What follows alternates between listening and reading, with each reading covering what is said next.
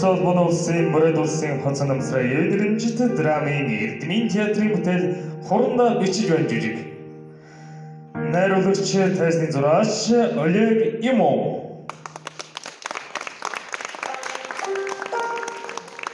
Улаанбаатар Борсоёвын дүрд жүжигчин Салбан Яннанов.